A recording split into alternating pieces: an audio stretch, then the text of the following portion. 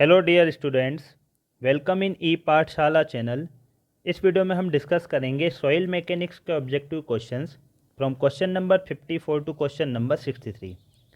Engineering services examination PSC AE GATE and SSC JE exam में जो questions पूछे गए हैं उनको हमने 3 लेवल में डिवाइड किया है, basic level, medium level and high level.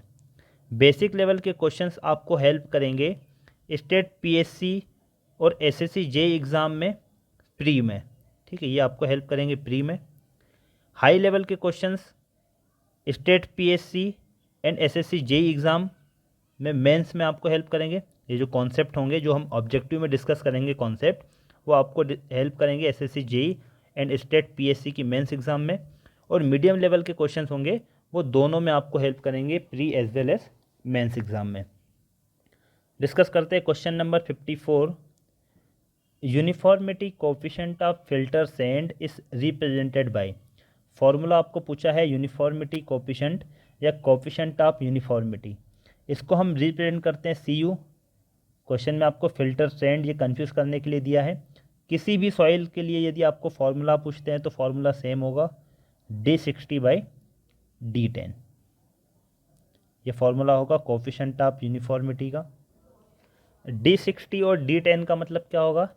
D60 का मतलब होगा 60% पार्टिकल्स D साइज से छोटे होंगे, ठीक है, लेस देन D साइज। मान लो एक सीव है जिसका साइज है 2.36 mm। हमने यहाँ पर 1 kg सॉइल लिए, ठीक है, 1000 ग्राम। इसका हमने सीव एनालिसिस किया तो 2.36 mm की सीव से 600 ग्राम सॉइल पास हो गई है, ठीक है, ये पासिंग सॉइल है। और रिटर्न कितनी हो रही है इस पर? 400 ग्राम। तो इसका मतलब होगा कि 2.36 mm की सीव से 60% सॉइल पास हो गई है। जो पार्टिकल्स हैं 60% उनका साइज 2.36 mm की सीव से कम है। तो यहाँ पर D का मतलब क्या हो जाएगा? D60 क्या हो जाएगा सॉइल के लिए? 2.36 mm। और D10 का मतलब क्या हो जाएगा? 10% पार्टिकल्स D साइज से छोटे हैं, ठीक है। जिस सीव से 10% पार्टिकल्स पास हो जाएंगे तो वहाँ पर वो जो सीव का साइज होगा वो यहाँ पर D10 कहलाएगा। Question number 54 option D is correct. Next question, uniformity coefficient of a soil is. अब इसकी आपको वैल्यू पूछी गई है। Always less than 1, always equal to 1, equal to और लेस देन 1, इक्वल टू और ग्रेटर देन 1। तो ये एक रेंज आपको याद रखना है। कोफिशिएंट ऑफ यूनिफॉर्मिटी D60/D10, ये तो फॉर्मूला होता है, लास्ट क्वेश्चन में हमने देखा।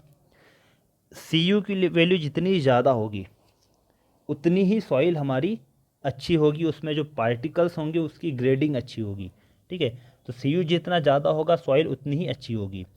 CU इक्वल टू 1 ये मिनिमम होता है। और वो कौन सी सॉइल के लिए होगा? Uniformly soil, uniformly graded soil, मतलब ऐसी सॉइल जिसमें पार्टिकल्स का साइज क्या है? यूनिफॉर्म है, तो उसको हम कहेंगे यूनिफॉर्मली ग्रेडेड सॉइल। और उसके लिए CU की वैल्यू कितनी होगी? 1। और CU always greater than or equal to 1 होता है। और CU जितना ज़्यादा होगा उतनी ही सॉइल अच्छी होगी। CU यदि ग्रेटर देन 4 है तो उस सॉइल को हम कहेंगे वेल ग्रेडेड, ये क्वेश्चन पूछे जाते हैं, वेल ग्रेडेड ग्रेवल, ठीक है, ग्रेवल होगा। CU ग्रेटर देन 6 है तो उस सॉइल को हम कहेंगे वेल ग्रेडेड सैंड। सैंड और ग्रेवल ये दो याद रखना आपको। तो ऑप्शन क्या करेक्ट हो जाएगा? ऑप्शन D इक्वल टू और greater than 1। Question number 55 option D is correct. Next question, question number 56, uniformity coefficient of well graded soil is. अब क्वेश्चन में आपको यूनिफॉर्मिटी कोफिशिएंट वेल ग्रेडेड के लिए पूछा गया। वेल ग्रेडेड के लिए कितनी होगी? तो अभी हमने देखा वेल ग्रेडेड सैंड के लिए CU ग्रेटर देन 6, ये सैंड के लिए होगी। C U greater than 4 well graded gravel के लिए है, ठीक है, और C U greater than or equal to 1 ये इसकी रेंज होगी। C U always greater than or equal to 1 होगा। अब आपको क्वेश्चन में सॉइल दिया गया है, मतलब यहाँ पर आपको स्पेसिफाई नहीं किया गया कि सैंड है या ग्रेवल है, तो यहाँ पर क्या हो जाएगी वैल्यू ग्रेटर देन 6। यदि सी यू की वैल्यू 6 से ज़्यादा होगी तो उस सॉइल में सैंड हो, ग्रेवल हो या कोई से भी पार्टिकल्स हो, वो वेल ग्रेडेड होगी। तो ऑप्शन क्या हो जाएगा, option greater than 6, option C is correct. Next question, इस टॉपिक से ज़्यादा क्वेश्चन पूछे जाते हैं, कोफिशिएंट ऑफ यूनिफॉर्मिटी और coefficient of curvature. Next question है question number 57, the coefficient of uniformity for well graded sand must be greater than. यदि sand के लिए पूछा जाता है तो क्या होता है सैंड के लिए greater than 6, option C is correct. और ऑप्शन बी किसके लिए करेक्ट होता, ग्रेवल के लिए। Question number 57 option C is correct. Next question, question number 58, which of the following expression represents the correct value of coefficient of curvature. Coefficient of curvature का आपको formula पूछा है, इसको रिप्रेजेंट हम करते हैं सीसी से। फॉर्मूला होता है D30² divided by D60 into D10, ठीक है।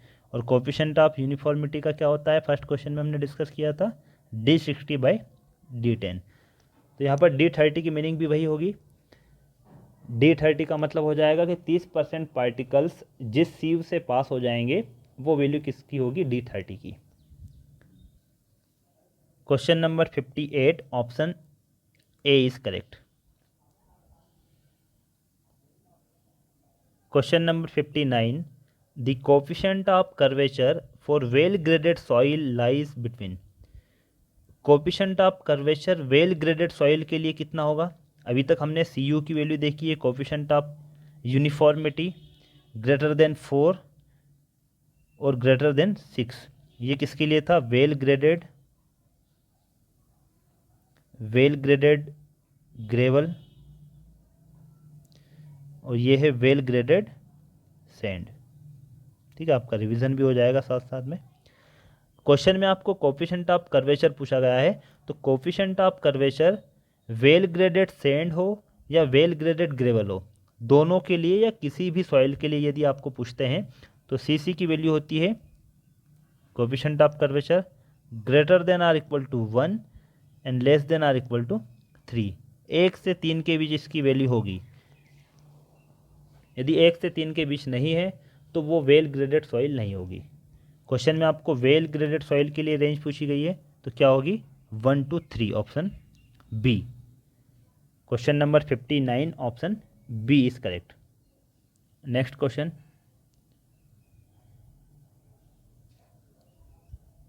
एक ही कॉन्सेप्ट से मैंने क्वेश्चंस लिए हैं यहाँ पर, ठीक है, तो आपका रिवीजन भी हो जाएगा। इसका आंसर बताइए क्या होगा। Question number 60, the coefficient of curvature CC for a well graded soil must be the range.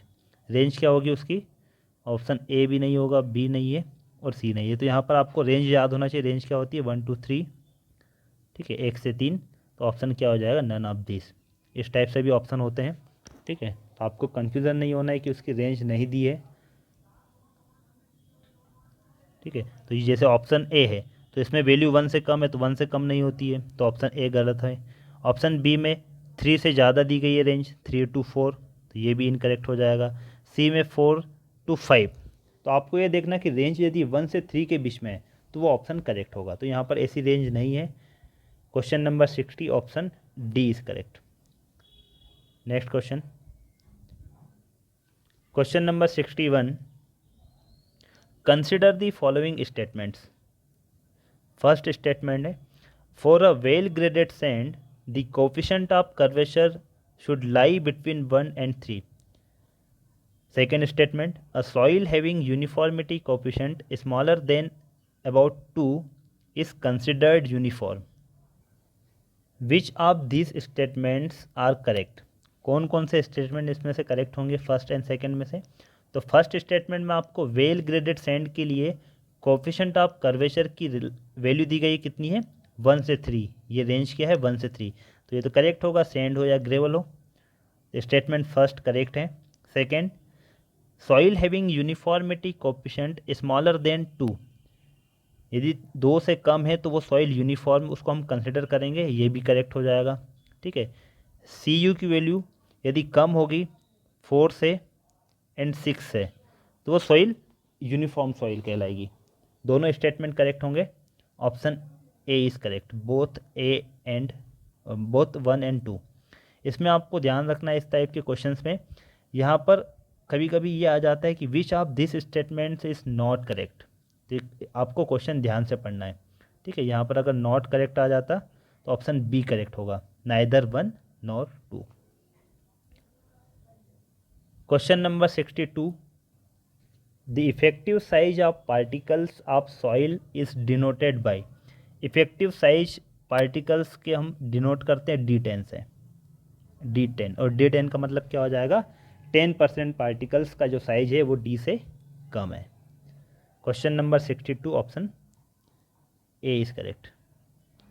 Last question है, आपको क्लियर हो गए होंगे कोफिशिएंट ऑफ कर्वेचर और कोफिशिएंट ऑफ यूनिफॉर्मिटी। यदि इससे कोई क्वेश्चन आएगा तो आप आसानी से उसको कर सकते हो।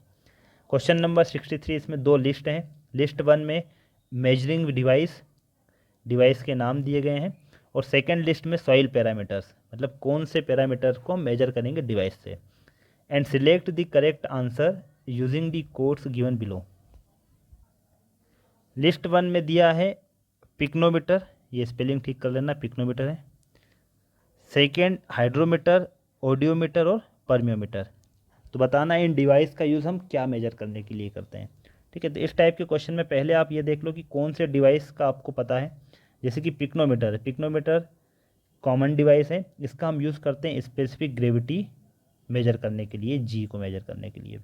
ठीक है, तो ए के लिए क्या हो जाएगा, थर्ड होगा, तो option A and option C, ये 2 तो करेक्ट नहीं होंगे, बी या डी में से एक करेक्ट होगा।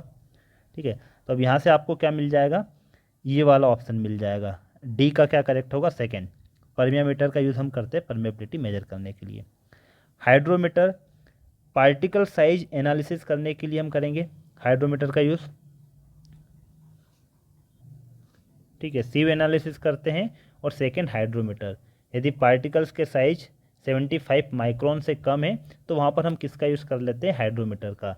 या जो फाइन सॉइल होती है, फाइन ग्रेन सॉइल, उसका यूज़ हम यदि उसकी एनालिसिस करना है तो हम करते हैं हाइड्रोमीटर से। तो बी के लिए करेक्ट क्या हो जाएगा, 4। और ऑडियोमीटर का हम यूज़ करते हैं कंप्रेसिबिलिटी। तो इस टाइप के क्वेश्चन में यदि आपको 2 की भी वैल्यू पता होना तो आपके चांसेस होंगे करेक्ट होने के answer. Question number 63 option D is correct. Okay friends, आपके डाउट्स क्लियर हो गए होंगे कोफिशिएंट ऑफ यूनिफॉर्मिटी और एंड कोफिशिएंट ऑफ कर्वेचर से रिलेटेड। ठीक है, फिर भी यदि आपको कुछ डाउट हो तो आप कमेंट में पूछ सकते हो। वीडियो अच्छा लगा तो लाइक कीजिए, वीडियो को शेयर कीजिए, और चैनल पर नए तो चैनल को सब्सक्राइब कीजिए, जिससे कि आपको लेटेस्ट वीडियो मिल सके। Thank you for watching.